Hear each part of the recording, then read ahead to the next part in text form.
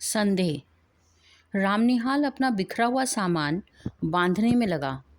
जंगले में धूप आकर उसके छोटे से शीशे पर तड़प रही थी।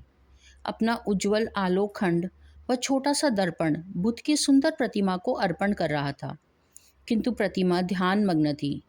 उसकी आंखें धूप से चौंधियाती ना थी। प्रतिमा का शांत गंभीर मुख और भी प्रसन्न हो रहा था, किंतु रामनिहाल उधर देखता ना था। उसके हाथों में था एक कागजों का बंडल, जिसे संदूक में रखने से पहले वह खोलना चाहता था। पढ़ने की इच्छा थी, फिर भी न जाने क्यों हिचक रहा था। अपने को मना कर रहा था, जैसे किसी भयानक वस्तु से बचने के लिए कोई बालक को रोकता हो। बंडल तो रख दिया, पर दूसरा बड़ा सा लिफाफा खोल ही डाला। एक चित्र उसके हाथों में था। आंखों में आंसू थे। कमरे में अब दो प्रतिमाएं थीं।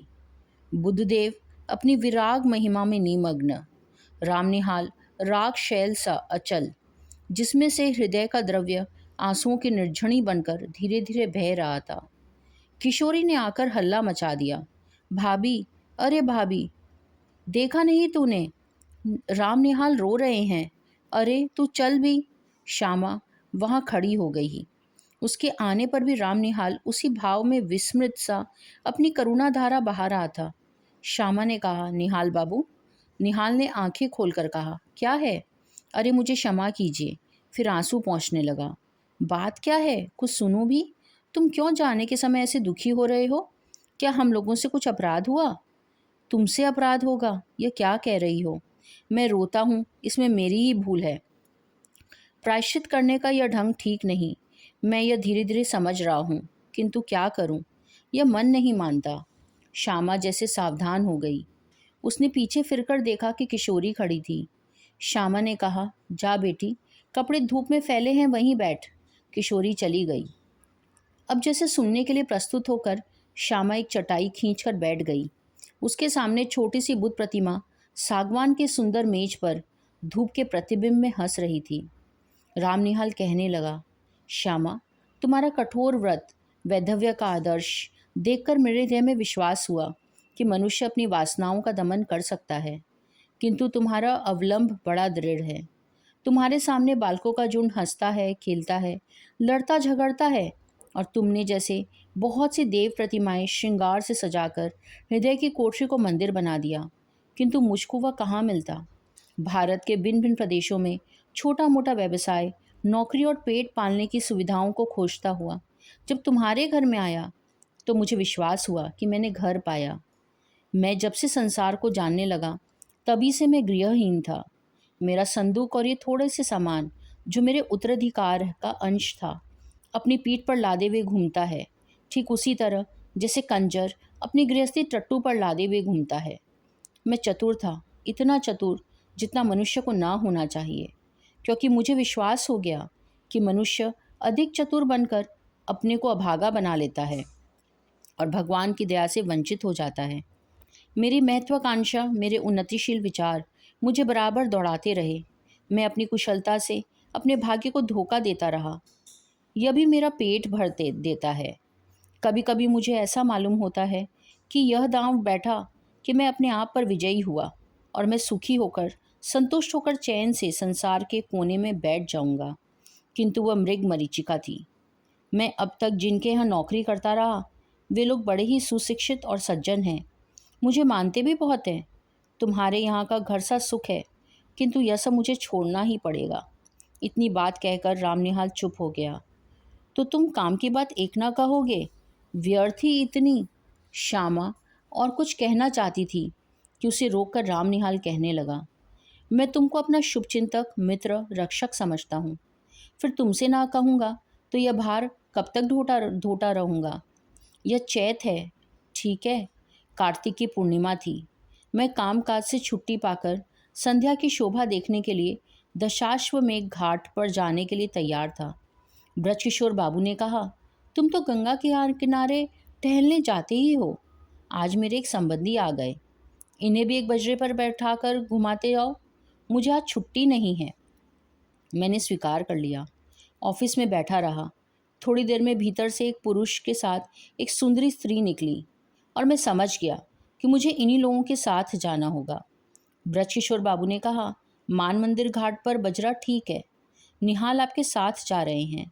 कोई असुविधा न होगी। इस समय मुझे क्षमा कीजिए, आवश्यक काम है। पुरुष के मुंह पर की रेखाएं कुछ तन गई। स्त्री ने कहा, अच्छा है, आप काम कीजिए, हम लोग तब तक घूम आते हैं। हम लोग मान मंदिर पहुंचे। बजरे पर चांदनी बिछी थी। पुरुष मोहन बाबू जाकर ऊपर बैठ गए। पैड़ी लगी थी। मनोरमा को चढ़ने में जैसे डर लग रहा था। मैंने बजरे के कोने में खड़ा हाथ बढ़ाकर कहा, आप चले आइए, कोई डर नहीं। उसने हाथ पकड़ लिया। ऊपर आते ही मेरे कान में धीरे से कहा, मेरे पति पागल बनाए जा रहे हैं, कुछ कुछ है भी, तनिक सावधान रहिएगा। नाव की बात है। मैंने कह दिया, कोई चिंता नहीं।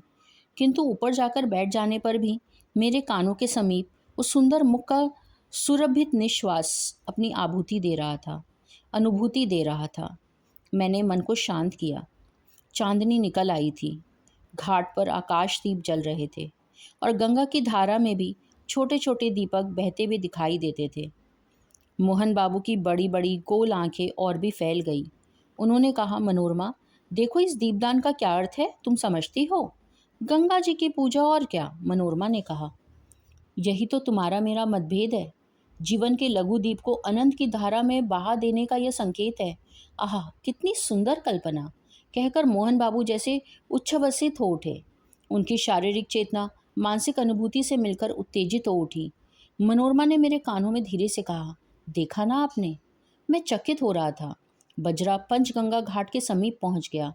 तब हंसते हुए मनोरमा ने अपने पति से कहा, और यह बांसों में जो टंगे हुए दीपक है, उन्हें आप क्या कहेंगे? तुरंत ही मोहन बाबू ने कहा, आकाश भी असीम है। जीवन दीप को उसी ओर जाने के लिए यह भी संकेत है। फिर हाँफते हुए उन्होंने कहना आरंभ किया, तुम लोगों ने मुझे पागल समझ लिया है, मैं यह जानता हूँ।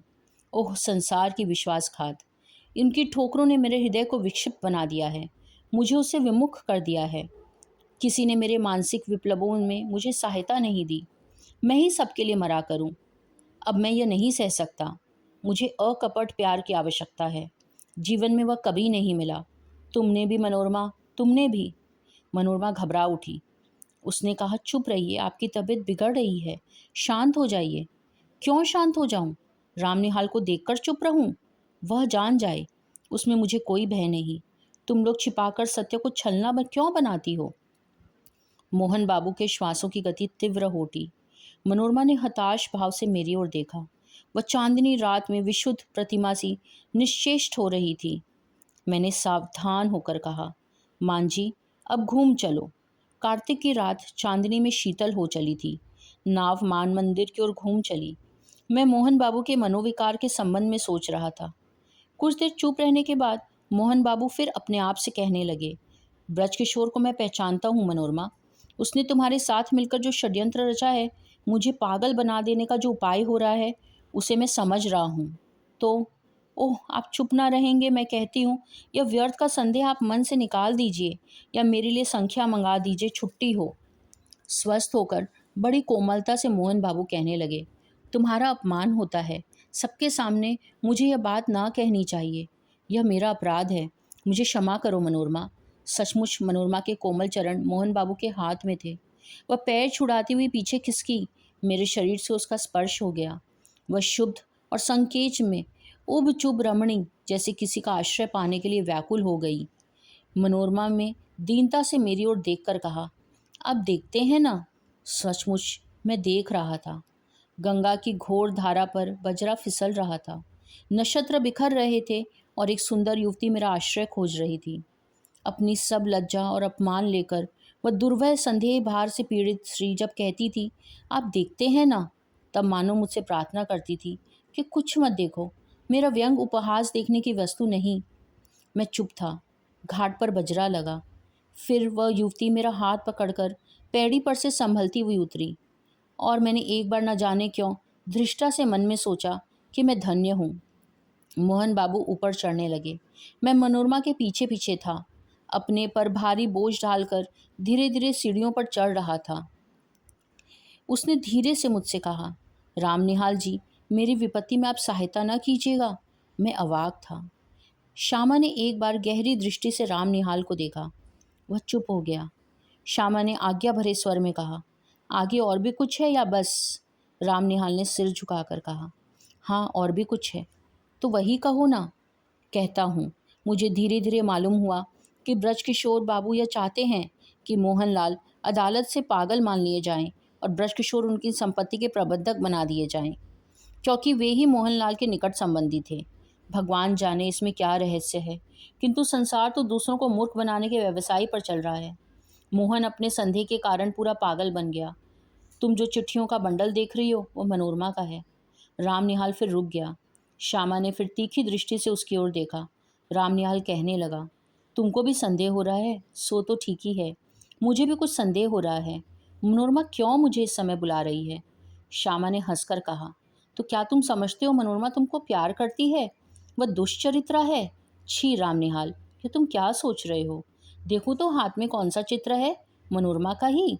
कहते कहते श्यामा ने हाथ से चित्र ले लिया। उसने आश्चर्य भरे स्वर में कहा, अरे यह तो मेरा है। तो क्या तुम मुझसे प्रेम करने का लड़कपन करते हो? यह अच्छी फांसी लगी है तुमको।